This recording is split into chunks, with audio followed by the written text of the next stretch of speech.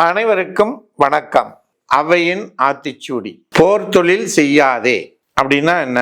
வீணான சண்டை சச்சரவுகள் உருவாகக்கூடிய செயல்களை செய்யாதே என்று அவை சொல்லுகிறாள். நிச்சயம் நீங்களும் இது போன்ற வீணான சண்டை சச்சரவு உருவாகரமான செயலை செய்யாதீர்கள். இது கதை அல்ல, நிஜம். இந்த தலைப்பிலே நாம் தொடர்ந்து பேச இருக்கின்றோம், பேசிக்கொண்டிருக்கின்றோம். இந்து மதம் ஒரு மதம் அல்ல, இது ஒரு மார்க்கமும் அல்ல. இது ஒரு வாழ்வியல் முறை. உலக நாடுகள் 193 இருந்தாலும் அந்த 193 நாடுகளிலும் அந்த நாட்டு மக்கள் பயன்படுத்தக்கூடிய அந்த வாழ்வியல் முறை, பண்பாடு, கலாச்சாரங்களிலே நம்முடைய இந்து மதத்திலே, இந்து வாழ்வியல் முறையிலே குறிப்பிடப்பட்டுள்ள சில பண்பாடுகள், சில கருத்துக்கள் அந்த இடத்திலே இருக்கின்றது என்று சொன்னால் மிகையாகாது. ஆகவே நண்பர்களே, இந்து மதத்தை ஒரு சின்ன கூட்டுக்குள்ளே அடைத்துவிட முடியாது. அது பறந்து விரிந்த ஒரு மாபெரும் சாம்ராஜ்யம். அது இந்த பிரபஞ்சம் முழுமையாக வியாபித்திருக்கின்றது. அத்தனை வானவியல் சாஸ்திரத்திலே இருந்து வாழ்வியல் சாஸ்திரம் வரைக்கும் இந்து மதத்திலே குறிப்பிடப்பட்டிருக்கிறது என்று சொன்னால் அது மிகையாகாது. நாம் சிறு விஷயத்தை தெரிந்து கொள்வோம். நன்கு உற்று கவனியுங்கள். மகான் குருநானக்கிற்கு முன்பாக சீக்கிய மதம் இருந்ததா? முகமது நபிக்கு முன்பாக இஸ்லாம் மதம் இருந்ததா? ரிஷபதேவருக்கு முன்பாக சமணர் மதம் இருந்ததா? புத்தருக்கு முன்பாக பௌத்த மதம் இருந்ததா? கிறிஸ்துவுக்கு முன்பாக கிறிஸ்துவ மதம் இருந்ததா? காரல் மார்க்ஸுக்கு முன்பாக இடதுசாரிகள் இருந்தார்களா? அப்போ இது அனைத்தும் என்னவாக கொள்ளப்படுகிறது? ஒருவர் தான் உணர்ந்த, அறிந்த, பெற்ற அந்த ஞானத்தை தன்னை சுற்றி வாழ்ந்தவர்களுக்கு கற்றுக் கொடுத்து அவர்களை அவ்வழி செல்ல வைத்தார்கள். அப்படி உருவானதுதான் இந்த மதங்கள் அனைத்தும்.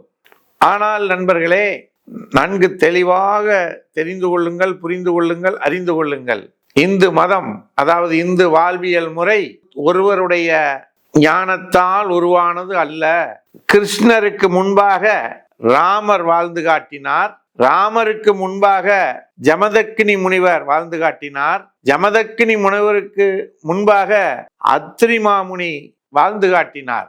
அத்ரி மாமுனிக்கு முன்பாக அகஸ்தியர் வாழ்ந்து காட்டினார். அகஸ்தியருக்கு முன்பாக பதஞ்சலி வாழ்ந்து காட்டினார்.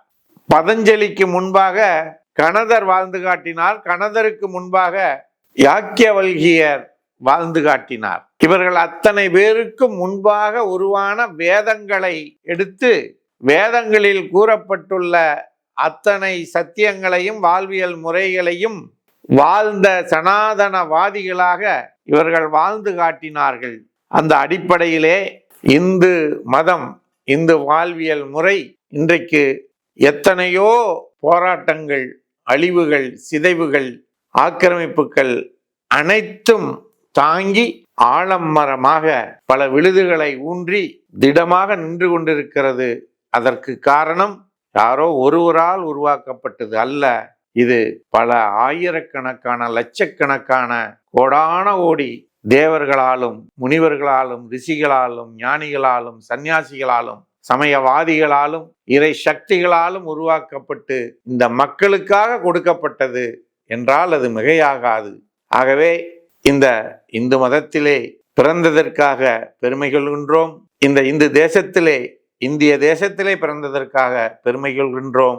இந்த தேசத்திலே பிறந்த ஒவ்வொருவரும் பெருமை கொள்வதற்கு ஒரு பெருமை இருக்கிறது என்று சொன்னால், உலக மக்கள் வாழ்வதற்குரிய வாழ்வியல் முறையை கொடுத்தது இந்து மதம், இந்து வாழ்வியல் முறை என்று கூறி பெருமையோடு இந்த உரையை நிறைவு செய்கின்றேன். கேட்டோருக்கும் பார்த்தோருக்கும் இதை மக்களுக்கு பரப்பியோருக்கும் நன்றி, வணக்கம்.